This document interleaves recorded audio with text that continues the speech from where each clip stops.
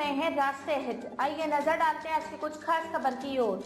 बिजली एवं जेल मंत्री रणजीत चौटाला जेजेपी बीजेपी गठबंधन को लेकर कहा कि जब जेजेपी और बीजेपी का गठबंधन हुआ था तो मैं बीच में नहीं था। अगर तोड़ोगे तो भी मैं इनके बीच में नहीं हूँ।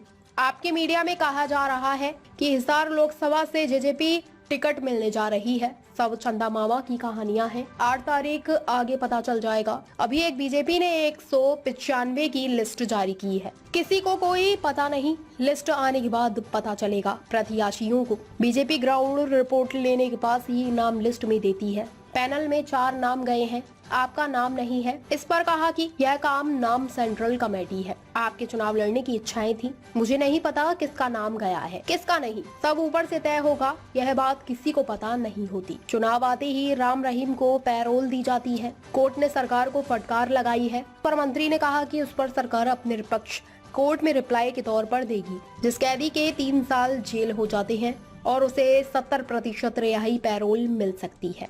राम रहीम की तरफ से कमिश्नर की तरफ प्रार्थना लगाई जाती है, डीसी की तरफ से बांड भर हमारे पास आ जाते हैं। हम कानूनी कार्य के तहत काम पैरोल दे रहे हैं। फतेहाबाद में 3 साल में जेल बनेगी। नहीं, मैं तो रेगुलर जो मिलने आता हूँ ना जी, वो अब सैन से मिल रहा हूँ। बाकी अभी फैसले पूछ रहे होना है किसका क्या होगा, वो तो आपको भी पता है, हमें भी पता है। आप जो को पूछना चाहे पूछो। फतेहाबाद में आज जेल का उद्घाटन किया है। हाँ, जेल का उद्घाटन था जी, हमारे माननीय सीएम साहब ने करा था। तो अभी तो 100 करोड़ की पर लैंड का और सब जो कॉस्टिंग मिलाते हैं तो कोई मेरे ख्याल में 200 करोड़ का प्रोजेक्ट है। अब तक का फतेहाबाद में सबसे बड़ा जो प्रोजेक्ट है वो आया है। आज उसका फाउंडेशन का था, तो उन्होंने वहाँ से करा था। फिजिकली मैं और हमारे डीजीपी दोनों एमएलए दूडाराम जी और नापा साहब वहाँ उपस्थित थे। तो हमारी फिजिकली प्रेजेंस थी। उसके बाद मैं थोड़ा सा लेट हो गया, 1:30 बजे यहाँ आया हूँ लोगों से मिलने। तो अब आप मेरा एक रेगुलर फीचर है, हर 5 को आता हूँ। 5 को अब के हमारी कैबिनेट मीटिंग थी, तो 5 को कैबिनेट वाली करके मैंने वो नहीं टल सकती थी, मैंने इसे डेफर कर दिया कि 7 को मिलेंगे। मैसेज दे दिया था, लोग आ गए। हमारा तो मैसेज ऐसा होता है कि जो 5 को भीड़ होनी थी वो 2 दिन के नोटिस पे सबको कन्वे हो जाता, आ गए जी। फतेहाबाद वाली सर जो जेल बनेगी उसकी कैपेसिटी कितनी रहेगी? है जी, कैपेसिटी कितनी रहेगी, कब तक तैयार हो जाएगी? ये 3 साल में। ऐसे बड़े प्रोजेक्ट को 3 साल देते हैं, पहले भी हो जाते हैं, कई बार थोड़ा सा डिले हो तो 2-4 महीने बढ़ भी जाते हैं, पर मोटा मोटा अंदाजा 3 साल में हो जाएगी। बहुत बड़ा प्रोजेक्ट है ना। हिसार जेल की भी शिफ्टिंग का है क्या कुछ? है हिसार जेल की शिफ्टिंग का, हिसार का हिसार जेल है शिफ्टिंग टाउन पार्क के नहीं, पास। ऐसा है अभी फिलहाल जो हमने इमीडिएट जो सामने है वो एक तो फतेहाबाद शुरू कर दी, 2 हमने और कर ली, एक दादरी की और एक पंचकुला की, जो ऑलरेडी हमने सैंक्शन कर दी। ये और एक अम्बाला 2 अंडर कंसिडरेशन है, जिसपे हमें कहीं वायबिलिटी कोई ऐसी जगह मिल जाए। बात तो ये पुरानी जेलों के बीच में, अब इनकी कमर्शियल प्राइस अगर देखें, गवर्नमेंट इन्हें लेके कुछ भी बनाए तो हज़ारों करोड़ की कीमत होगी। बाहर तो हमें सस्ते में, दोनों जेलों में मतलब इतना पैसा बचता है कि बाहर की जेल भी आराम से खुले में बन जाए। लोगों को ट्रैफिक में आने जाने में, कोर्ट है, कॉलोनी चारों तरफ आ गई, मुलजमों को भी कोर्ट ले जाने में थोड़ी सी दिक्कत आती है, ट्रैफिक में भी हैजर्ड आता है। तो गवर्नमेंट के अंडर कंसिडरेशन है कि हम कर लें। ये 3 बन रही है, इतने में देखेंगे अगले 6 महीने 4 महीने में जब कुछ जगह ठीक मिल जाएगी तो शिफ्ट करेंगे। सर, लोकसभा चुनाव कभी भी हो सकते हैं, आचार संहिता लग सकती है। फरवरी में आप रैली करने वाले थे और हिसार लोकसभा से आपके चुनाव लड़ने की चर्चाएं थी क्या? देखिए, किसी को कोई पता नहीं है, लिस्ट जब आएगी तब बात है। किसी को पता ही नहीं कि क्या होगा। आप देख रहे हैं 195 की लिस्ट आई। पहले जो उन्होंने प्रायोरिटी पे जो बिल्कुल 100% जिनका टिकट क्लियर है उनका हो रहा है, या जो हरी हुई सीटें थी उन पे विचार करके, आखिर ऊपर हाई कमांड है, उनके अपने सर्वे आते हैं, 10-10 सर्वे हुए हैं। तो बीजेपी का एक ये है कि तकरीबन ये मान के चलो कि ग्राउंड रिपोर्ट लेने में 95% परफेक्ट है वो, कि कौन विनिंग कैंडिडेट है वो उस हिसाब से तय करते हैं, या फिर सीएम साहब को पता होता है। अभी किसी को कोई जानकारी नहीं है, ऐसे में कोई अंधेरे में पैर मारे तो कोई फायदा नहीं। पैनल में 4 नाम बताए जा रहे हैं, लेकिन उन पर नाम मुझे कोई जानकारी नहीं है किसके नाम है या नहीं है। देखिए, वहाँ जब बैठेंगे तो हमारे सीएम साहब होते हैं और पार्टी प्रेसिडेंट जिसको बुलाना चाहे वो बुला लेते हैं। वैसे मोटा मोटा सेंट्रल इलेक्शन कमेटी है वो तय करती है।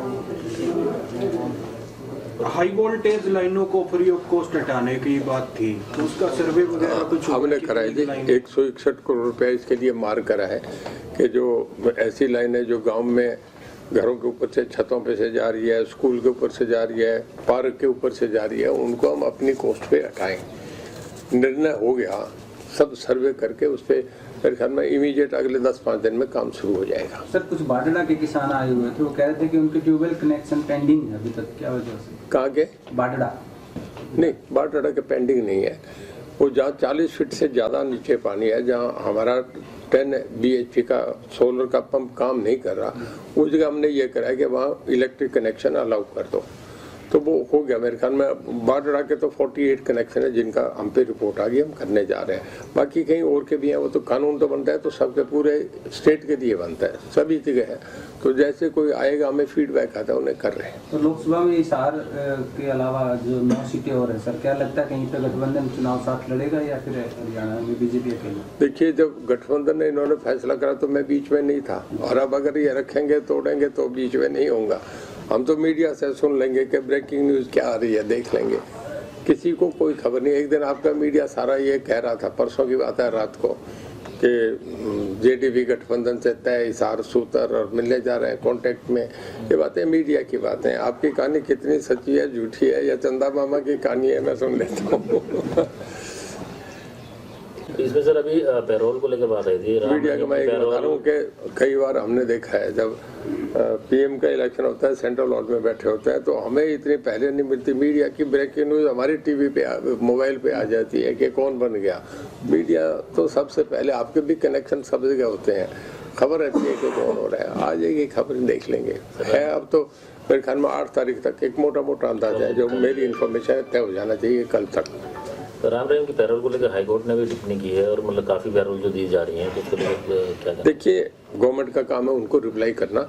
बाकी देखिए, हर आदमी का, मैंने पहले भी आपसे बताया, वही बात उनका रेपिटेशन हो जाता है। 3 साल जिस कैदी की हो जाती है उसका अपना अधिकार है, 70 डेज उसकी पैरोल, और फरलो होती है 40 दिन की। वो अपने किसके टाइम ले, ये उसका अधिकार है। हम जेल किसी को छोड़ते नहीं।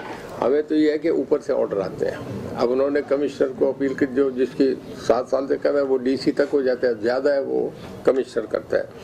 उन पे एप्लीकेशन आती है, हम भेज देते हैं। DC पे बॉन्ड भर के हम पे ऑर्डर आ जाते हैं, इसे रिलीज को तो हम रिलीज कर देते हैं। हमारा काम है उसकी प्रोटेक्शन देना, उसका खाने का इंतजाम करना, उसका रहने का, जेल में उसका हर तरीके से सुरक्षा का इंतजाम करना।